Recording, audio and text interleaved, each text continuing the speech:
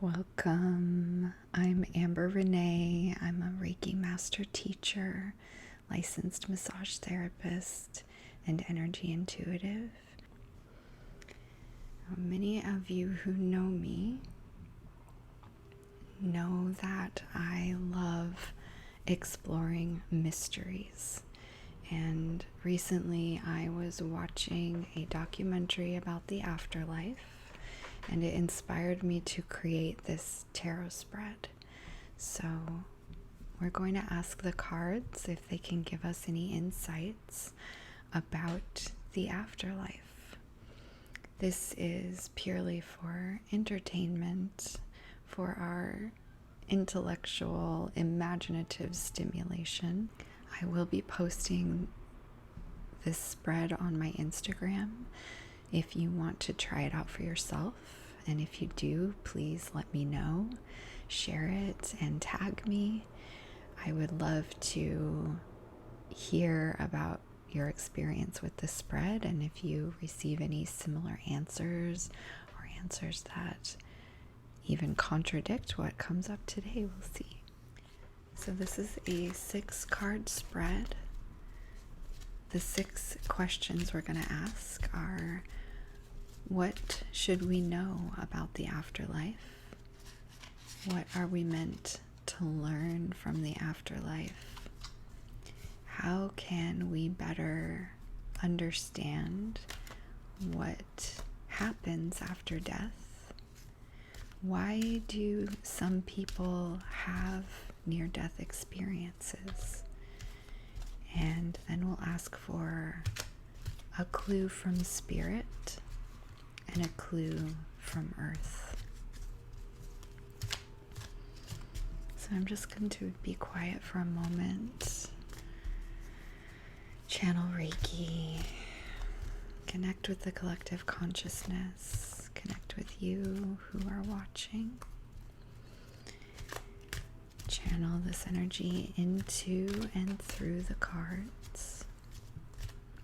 And may all information that comes through be in accordance with our highest good and greatest potentials.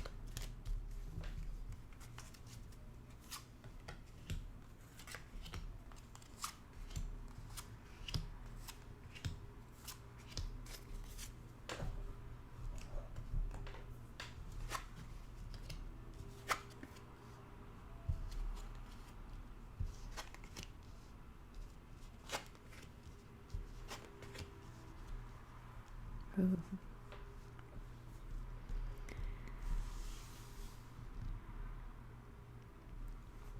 The first card, what should we know about the afterlife? We got the Numinous in reverse.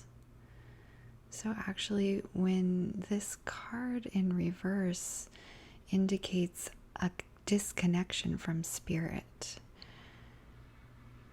this is a non-traditional tarot card. Actually, it's an additional tarot card. It's essentially like the evolved Fool. So every once in a while, a tarot deck will include an extra second Fool card that represents the Fool who has gone through the journey in the major arcana and has evolved. So that's essentially what this card is. But when it's in reverse, it's indicating that we are out of touch with our spiritual side. So I find it interesting that this card comes up like this in the position of what should we know about the afterlife, because I feel like what this is saying is that what we should know about the afterlife is that we're actually not really meant to know very much about the afterlife. We deliberately don't know. It's on purpose. This is indicating that we're cut off from our spiritual side, and that's what we should know. We're cut off in order to be in a body.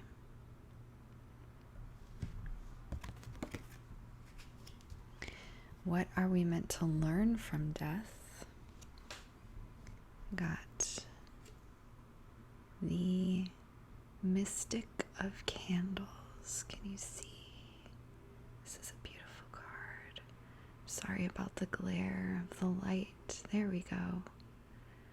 The Mystic of Candles. So you can see that the Mystic of Candles is sitting on a throne. This person is holding a wand, a candle flame, and is surrounded by flames. This person looks very powerful. So what are we meant to learn from death? We're meant to learn that we are all powerful beings. And I feel like this is also saying that we're meant to learn our power through the act of death. It's almost like the inherent knowing that we're all going to die, that we carry around with us, is actually a key element to our learning process. And I mean, to what we're learning on Earth. We wouldn't be able to learn these lessons if it wasn't for death playing a part in our lives. And that death makes us powerful. So this is also, I feel, reminding us that deaths happen constantly in our lives, because death is part of a never-ending cycle, the death rebirth cycle that we're constantly going through. So this can indicate that all forms of death, which could be ego death, it could be a woman's monthly cycle, that's a form of death and rebirth. Relationships that end, hardships that we go through, careers that end, anything that you can relate to death, illnesses that we go through and survive or not. All of these things are lessons. What we learn within those lessons is how to step more fully into our personal power. So really what we're meant to learn from death is that we are extremely powerful beings. So how can we better understand what happens after death? We got the 5 of Tomes in reverse. How can we better understand what happens after death? Energy transmutes. This is transmuting energy, and it's also this card, it indicates coming out of ignorance when it's in reverse. It indicates that we have finally figured out that we don't have to struggle as much as we once believed. We realize we don't have to struggle as much as we once believed. How can I better understand what happens after death? The struggle ends after death. What happens after death is that you no longer have to be. Look at how sad and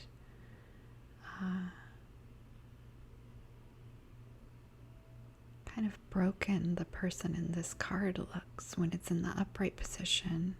But when it's in the reversed position, it's indicating that you're letting go of those hardships.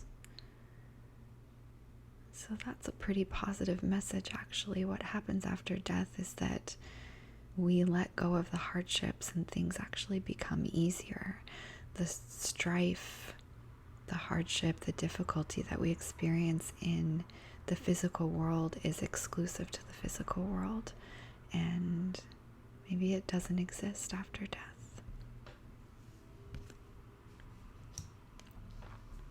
Why do some people have near-death experiences? Get the Dreamer of Vials in reverse. Some people have near-death experiences. What I get from this card is these people have near-death experiences because they need a sort of shock to their system. They need an unconventional way of learning a lesson. And in life, when this card is in the upright position, it would be referring to creative ways of teaching.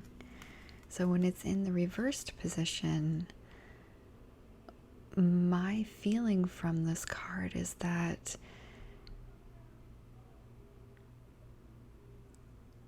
maybe the people who have near-death experiences perhaps have been given opportunities to learn certain lessons in their lives, and they didn't notice the opportunity. They didn't take the opportunity, or they didn't learn the proper lesson from the opportunity. So Spirit has to get really intense, really creative, and really sort of forceful with the way it's teaching. It has to come up with even more unconventional ways of teaching. So I think some people have near-death experiences because that was the most creative way that that person was going to absorb. Well, not the most creative way, but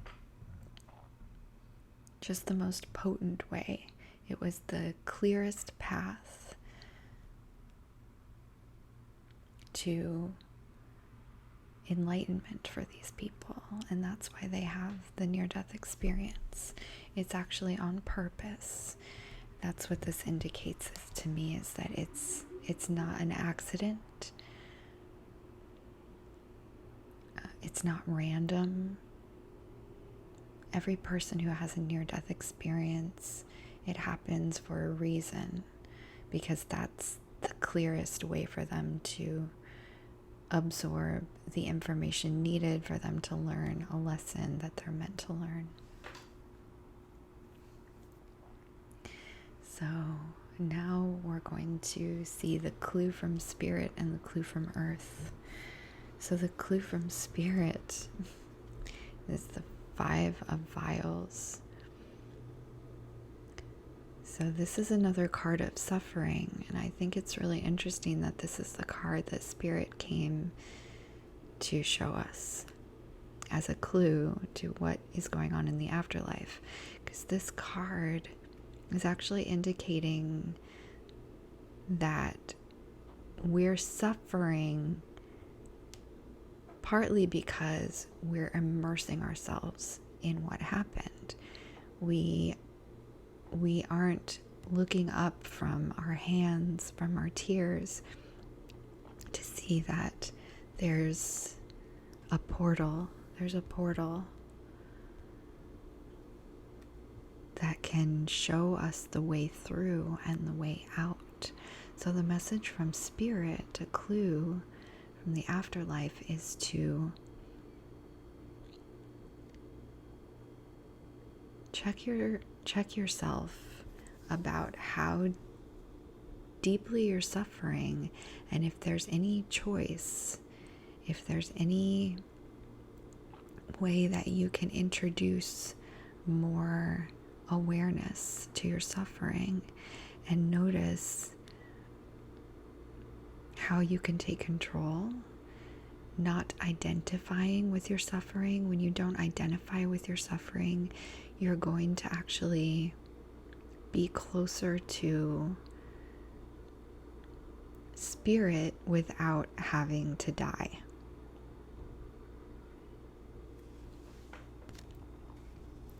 And the clue from Earth, I love it. It's a very earthy card too.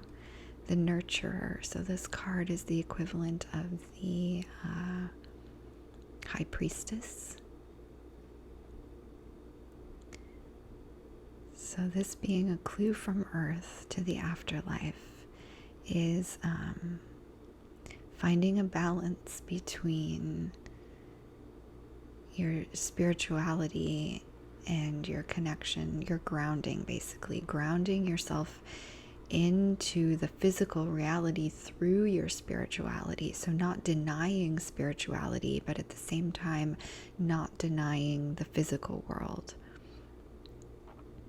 These are coming up as clues from spirit, from Earth, because I think part of our lesson from having death being such a prominent part of our life is that it's important, and death is not something to fear, it's something to tune into and actually embody. And when we tune into what death really means, that death is actually a tool for us to grow wiser. And if we decide to utilize our hardships and our suffering as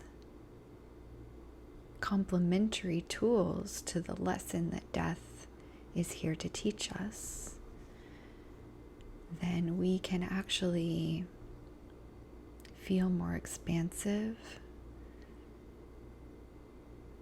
and maybe experience more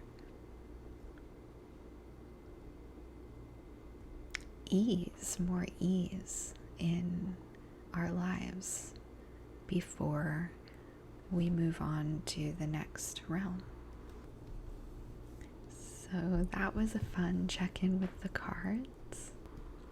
Let me know how this reading resonated for you. Please like and subscribe. Go to my Instagram and follow me there. You can also check me out on Patreon. I offer daily spiritual guidance through Patreon. So check me out there as well. And stay tuned for more Tarot for Mysteries. If you have any suggestions for a mystery that you would like to see a tarot reading for, please let me know in the comments. And I love to take requests for this kind of stuff. So that's all we have for today. May your connection to the afterlife be pure and exciting. I'll see you soon, prismatic beings. Thank you.